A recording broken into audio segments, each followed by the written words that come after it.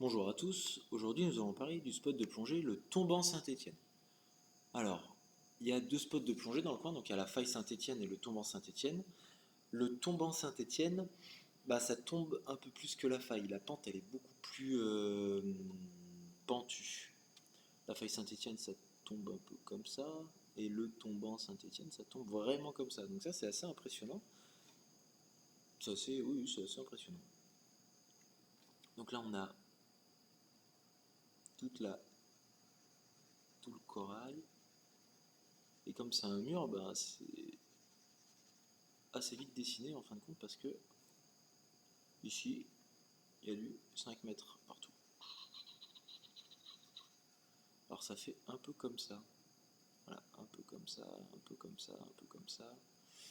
Le point d'intérêt qui est assez sympa, ça va être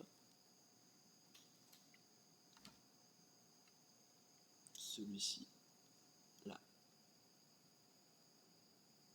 Mais on va en parler après. L'orientation, pareil, donc on est ici, on part tombant main gauche, on fait comme ça, on fait comme ça, on fait comme ça, on est sur 20 mètres, hop, et dès qu'on est à 20 ou 25 minutes ou 120 bars, on commence à faire demi-tour, on revient en bateau, et si on a assez d'air, on peut aller ici, dans ce OA, et ce OA, il est assez sympa, pourquoi? Parce que, vu de dessus, ça va vraiment faire comme ça, clac, clac, clac, clac, clac. Donc là, on a par exemple 6 mètres de profondeur, non plus, je crois 8 mètres de profondeur, et ici on a 6, donc ça fait vraiment des parois. De face, ça fait vraiment comme ça, hein. Ça fait vraiment un corridor, hein.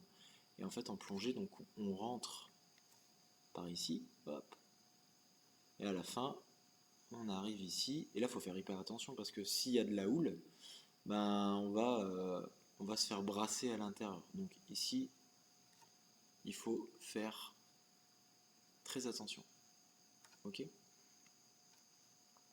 Euh, Sinon, ce spot-là, il est placé où? Donc, si on continue comme ça, si on part en dérivante, on va arriver à la faille Saint-Étienne.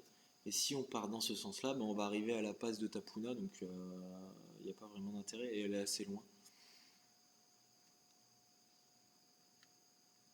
Et puis voilà pour ce spot. Merci.